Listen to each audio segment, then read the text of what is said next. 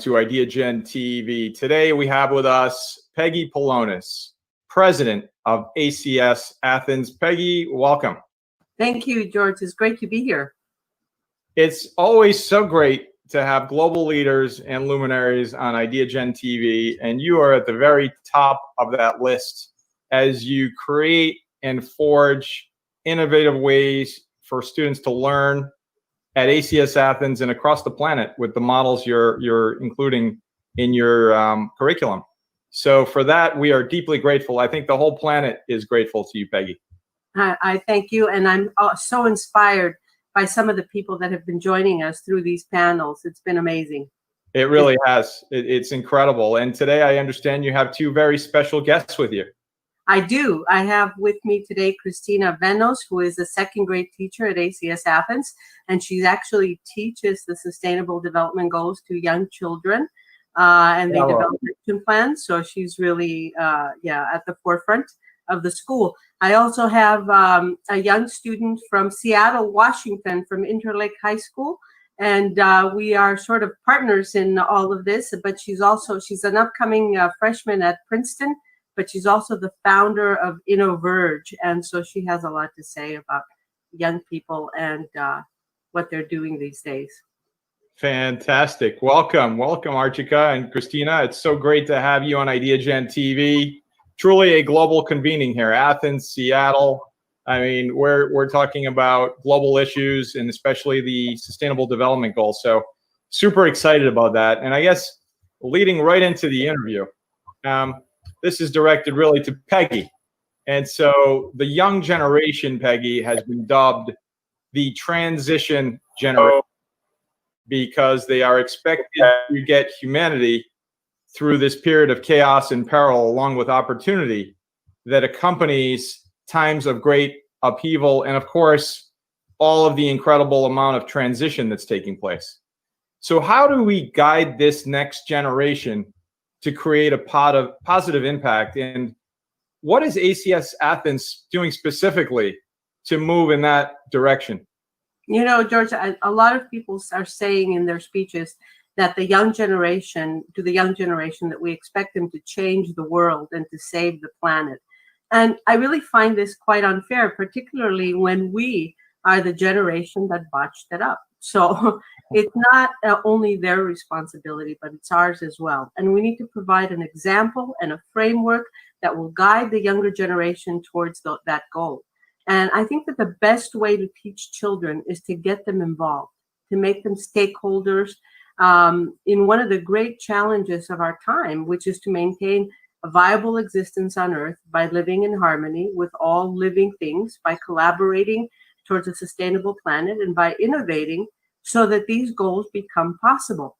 And children, they have a natural wisdom about how to live in harmony with their surroundings and about things that need to be done. And we often interfere with that by separating education from the natural environment. So I think it's really important that we bring this back into the schools and we help them understand other cultures and ways of being. And of course, international schools make this possible. So there's always, there's more tolerance and appreciation and ultimately collaboration.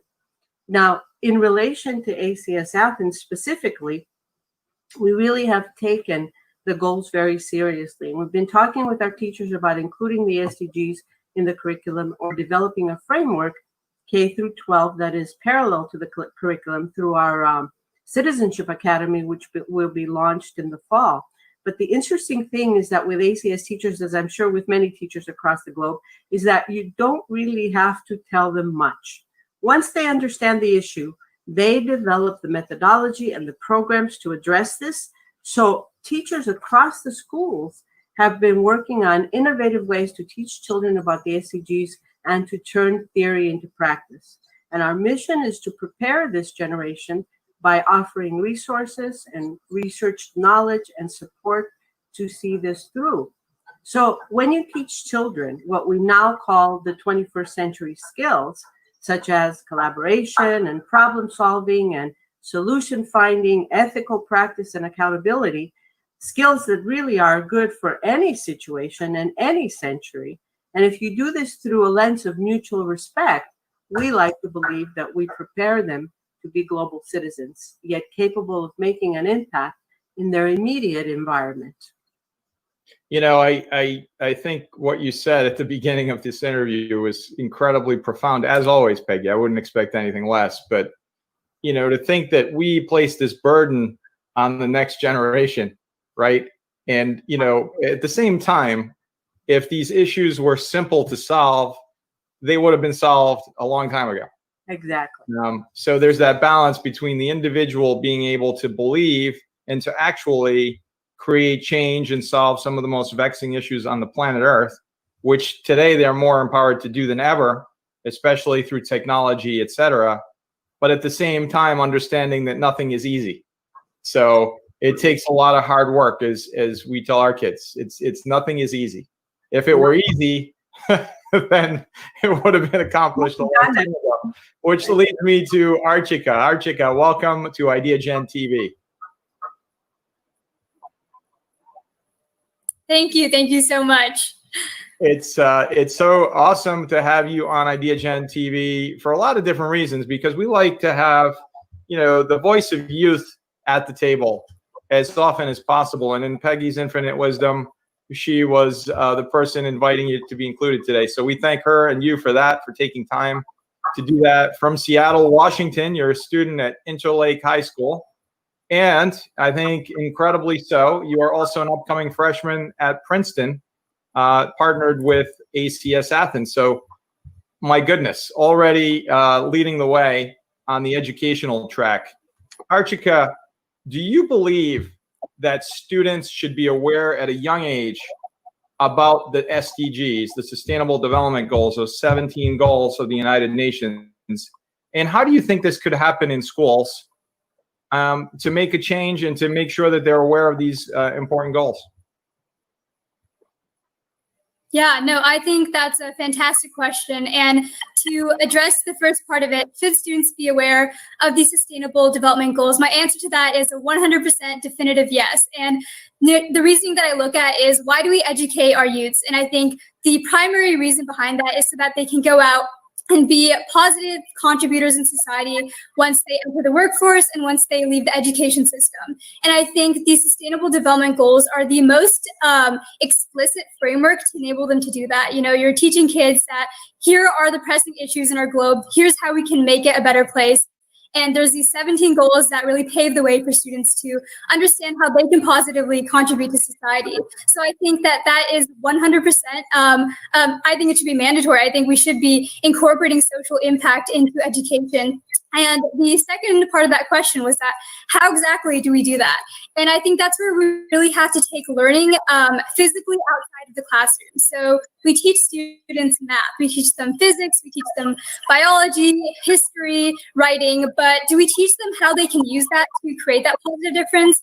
I think arguably in a lot of education systems or settings, we don't really do that. So, you know, one idea that I would have as a student, and I feel like it would have been really useful to me personally, is if my teacher at the end of the year said, hey, you learned this, this, and this throughout the year. Now, use something that you've learned in the classroom to create a change outside the classroom. You know, work with a community organization, maybe impact 1, 2, 10, 100 people through an app you create, or through a paper you write, or through a journalistic feature you do.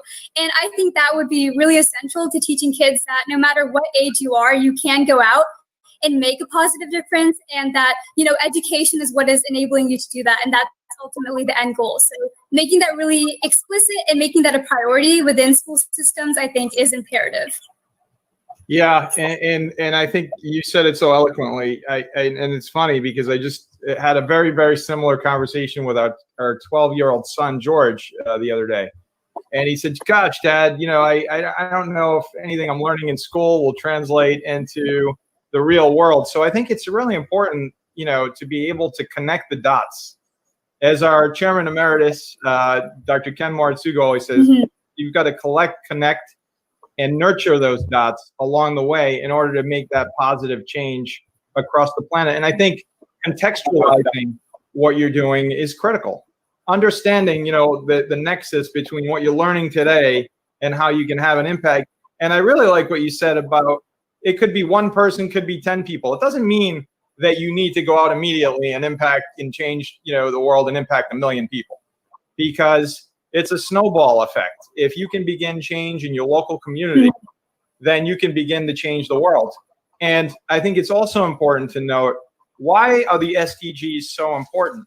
They're important because they're non-political. They're about as non-political as you can get on this planet at this moment. And they were unanimously agreed to by all of the 193 member states of the United Nations, including the United States of America, which I think is important to also note. You're sitting in Seattle, and for those students in Seattle that wonder, well, Sustainable Development Goals, I mean, what does that mean for me? It means a lot, because it's about no poverty right there in Seattle, or right here in Washington, D.C., where we are. So it's contextualized in a way that applies to every human being on the planet Earth, which I think is really powerful. And so the second part of my question, Archika, is what compelled you to develop Innoverge, and how do you see this continuing in college?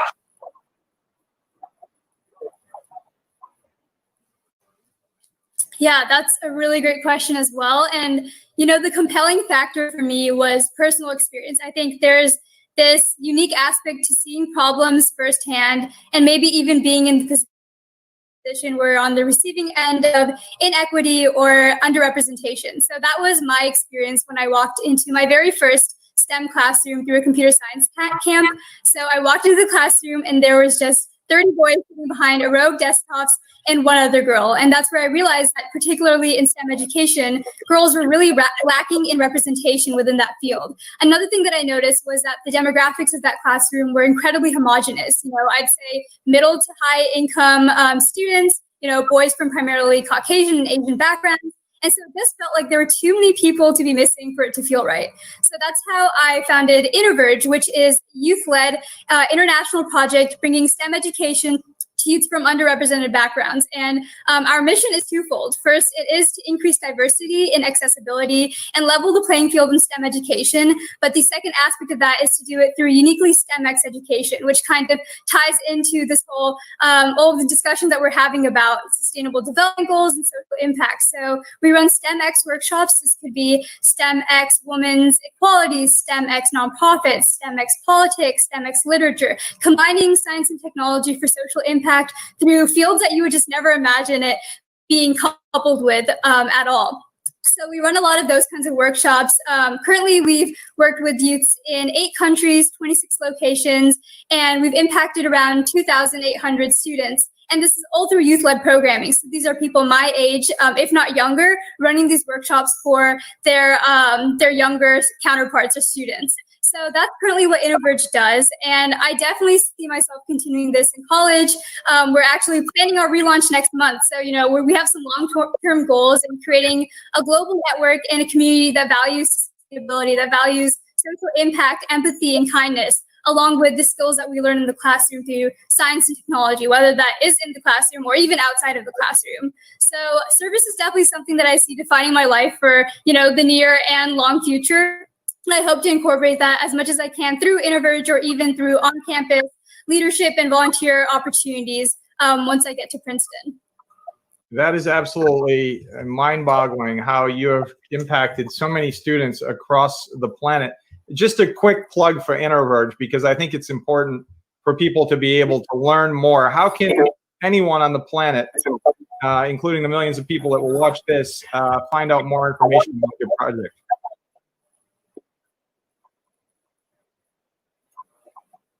Yeah, so you can definitely go to www.innoverge.org, which is actually relaunching on August 8th. We have Instagram, Twitter, Facebook. It's all Innoverge International. So INTL, that's the handle, Innoverge INTL. And then also, once our website relaunches, there's a lot of opportunities to donate because we don't pay anyone in our organization. All the funds go towards holding these workshops. And then also you can, if you're a youth and you want to, you can sign up for mentorship or regional director programs as well, where we help provide micro grants, where we help provide the curriculum for you to enact these initiatives within your community. So there's plenty of ways to help, and our website would definitely be a really good landing point for that. Archika, that is just simply amazing. Amazing. Well, there you go. There's an example for those global viewers of IdeaGen TV to find inspiration and actually find a way to connect the dots and change the world. Peggy, back to Peggy. Peggy, you know, we're listening to this incredible perspective from the next generation, Archika, and she is already having an incredible impact across the planet. What a roadmap for other students and individuals across the planet. Peggy, how do you develop such a mindset in schools, a way of thinking and positioning oneself in the world to continuously make positive impact? Yeah, that's a very good question. I think it's so very important I believe, to help children understand and define a purpose in the world. And by this, I don't mean that they have to find some kind of deep meaning through philosophy or religion, or, you know, although that's very possible. I mean that it's important to develop mindsets or shift mindsets through continuous self-reflection and continuous inquiry, to help children see their place in the world as one where every choice that they make can create a better immediate environment or a more harmful one.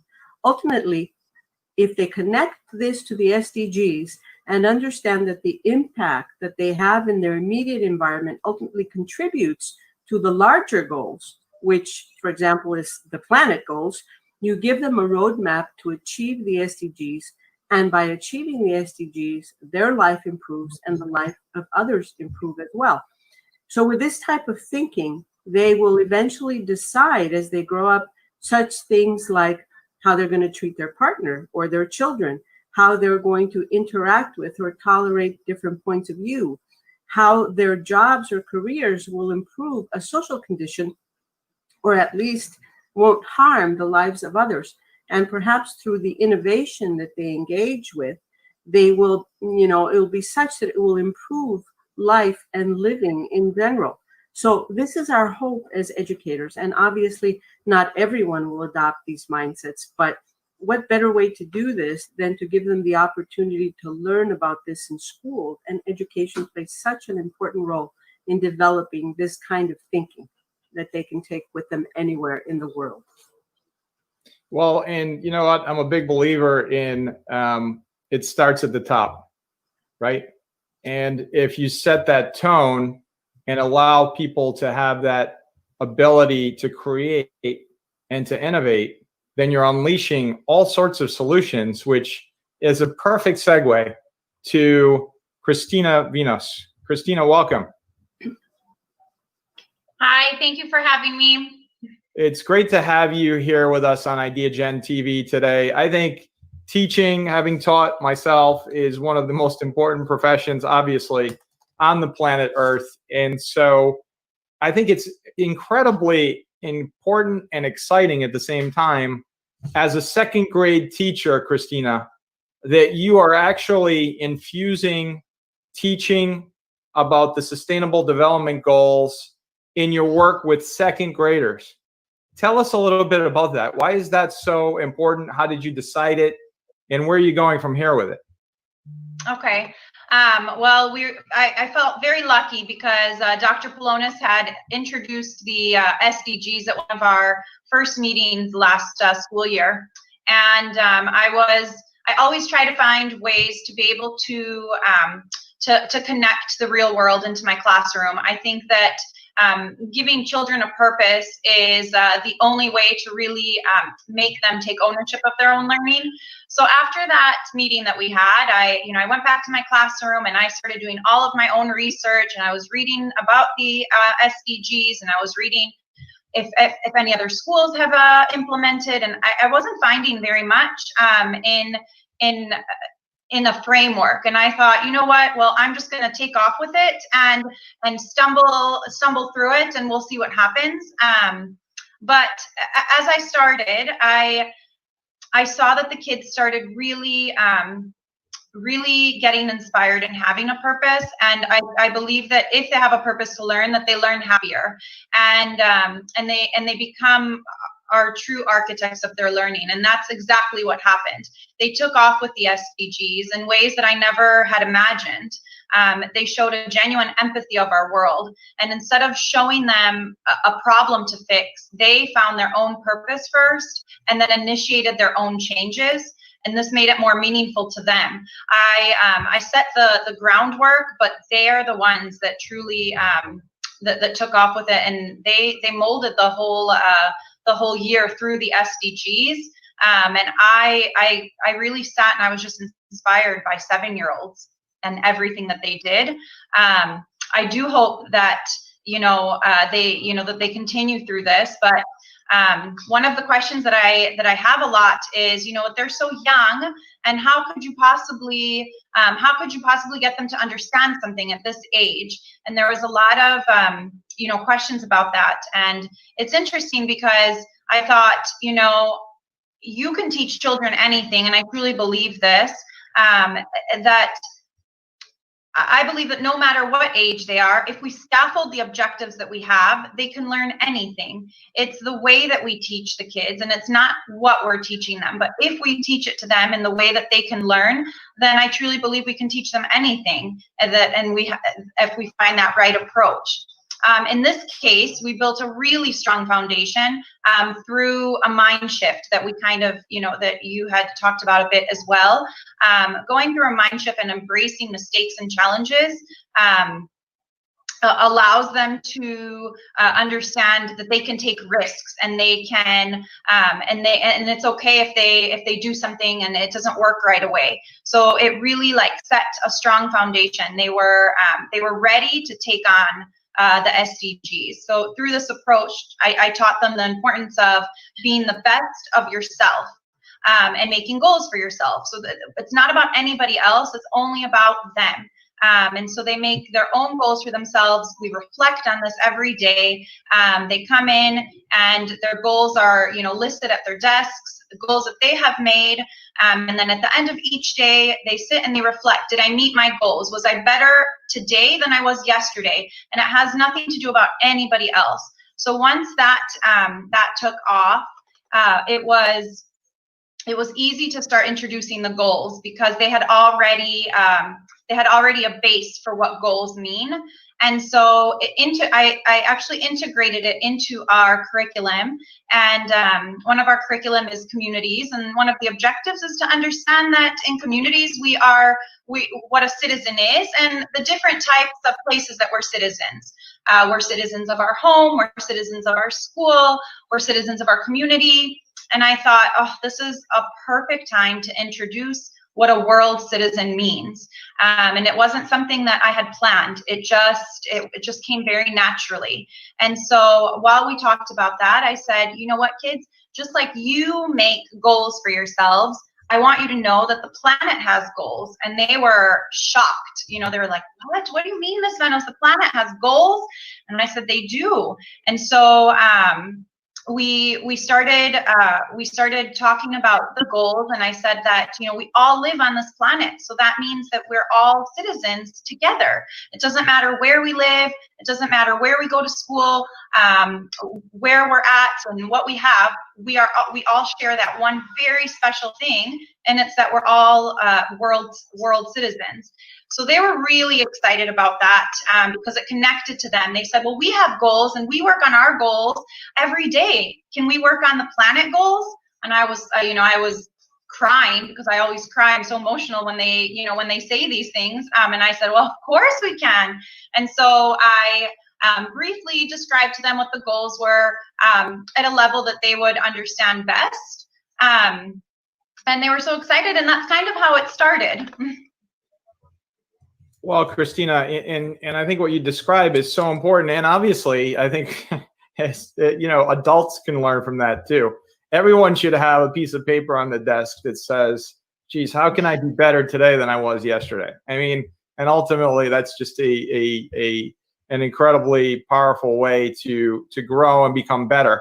Ultimately, I love what you said about connecting it to their daily lives, because as kids and even as adults, we live in this world where it's about us, and we are trying to, it's us, it's our family. But how do you then branch out from that and say, what about my community? And then it's easier and it's a profound point you make, to make that global connection. To say, okay, if you can impact your local city, your neighborhood, even your block, then you can make that logical assumption and leap to the city, the state, the country, the planet, and then it all comes together, which is, I think, exactly what you just described. It's incredible. So you're inspired each and every day by these kids now. Each and every day. Incredible. I still, Incredible. They, one of the really, it's funny, now they're not in school, and I'll still get some emails from the parents, and they'll say, he told me, we were in the car and we had the air conditioning on, and he said, oh, Miss Venos said we should open the windows if we don't need the air conditioning on. And it's like these little pieces that, they're bringing into their lives. And, the parents they're laughing, but at the same time, they're like, oh, now I'm really hot because we need the air conditioning on. But it was sweet, these emails that are coming through. It is. And I think it's all about context, right? And what we've heard a lot today, and I've been hearing a lot lately, as of late, and it may have something to do with the situation we're in, from a global perspective, but empathy. I'd love to throw in a question about empathy. Why do you believe, let's start with Archika. Why is empathy so important? Because you mentioned it as well.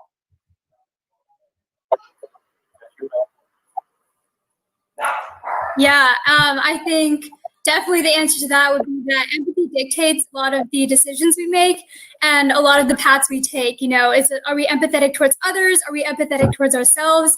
And I think that's really critical because, if you want people to help others, to think about others, and ultimately to create solutions or make choices that are beneficial for the social good, then I think empathy comes into play. And if we don't teach kids about empathy, the importance of it, and how not only it benefits others, but it's beneficial for ourselves to retain as a core value, I think the world really becomes a better place. And without empathy, it simply can't. That's incredible. Christina, how about you? What about the importance of empathy for you? I think it's the most important way, in my opinion, to teach. Teaching children about, it's not necessarily teaching them what empathy is, but it's showing them. And we do many projects, mini projects in the beginning of the year to kind of build that empathy in our classroom. Being able to stand in somebody else's shoes and think about what that person might be feeling and what that person might be going through is very important, because that's the way that we can help each other. Sometimes we don't think about what that person might be going through. You might think, oh, well, they were late to work, and you're not, and that's something very small. But if you have that empathy built in, you might stop and you might say, well, you know what? I'm not going to criticize this person for being late to work, because maybe they were late to work because they were helping their sick grandmother. Maybe they were late to work because, there was many different reasons. But being able to stand in somebody's shoes and think about it, it makes you less judgmental, and it makes you more acceptant. And I think that it's very important for kids to learn to be acceptant at a young age, and to understand what that is. And we build that in our classroom, and I see it. They help each other so much, and they don't help each other for me to see. They help each other because we've talked about the feeling that you feel when you help somebody. So they all are helping each other, and they're all feeling so great because they helped somebody. There's no outside reward. It's all what we call an inside reward. Yeah, incredible. Just nothing short of incredible, and incredibly inspiring. Peggy, sort of a two-part question. You talked about this, and I think along those lines, you also can infuse empathy into that. Can you elaborate a bit on why it is so important to help children have a sense of purpose? And I'll add to that empathy. Yeah, and I just, a couple of comments about empathy. I just want to make the distinction between, feeling empathy for someone, and also rather than feeling sorry for someone, because when we feel sorry for someone, we actually come from a one-up position. Whereas empathy, exactly as Christina said, is we're able to put ourselves in someone else's shoes and understand. And understanding opens up the way to better communication, better relationships, better collaboration. And it's not a one-up position, but it's actually more of a mutual respect position. So having said that about empathy, I just want to go further into purpose. I just want to say that as educators and as parents, we want to help our children to develop optimal skills and to be successful in a competitive world. And we want them to have the knowledge and we want them to have the know-how. But we often forget to ask ourselves, what is it that's going to make our children happy? And we shy away from tackling this issue, perhaps because we have no idea how to help people become happy or what it means to be happy for each person, including ourselves. So I do want to say that there are a lot of people that are very interested in this topic of happiness, and particularly, during this time of high rates of anxiety and depression and other symptoms that are coming and showing up more and more at younger ages. So the research in this area indicates that our brains are wired to get tired of things. We anticipate buying a new car or house and we feel such joy, and then we buy it and we're thrilled for a while, but after a while we get tired of it. And we need something else to repeat that thrill and that elation. It really does not last very long. But what does last is that when we tap into a memory that was joyful, a moment that was impactful in our lives, relationships that made the difference in our lives.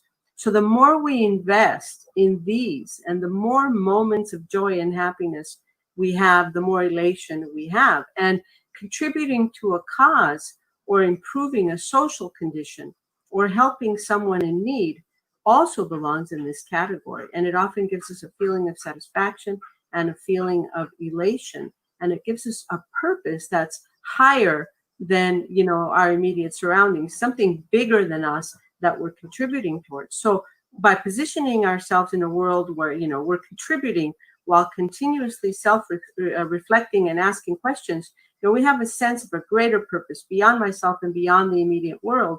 And the SDGs show us that what we're doing on a daily basis not only improves our immediate environment, but it also contributes to a greater purpose. Wouldn't that make you happy, George? Wow. And, incredibly happy. And I think that that's awesome. Peggy Pelonis, President, ACS Athens, Christina, Venos, second grade teacher at ACS Athens as well, from Athens, Greece Live, and Archika Dogra from Innoverge in Seattle, Washington, and an incoming Princeton student in New Jersey. So super exciting, super inspiring, and incredibly impactful conversation today. I think, again, the IdeaGen TV viewers across the planet are fortunate to hear this conversation today during this time. Peggy Pelonis, ACS Athens, global leader, luminary, leadership defined. Thank you all. Thank you. Thank you, George. Thank you all. Thank you. Thank you so much.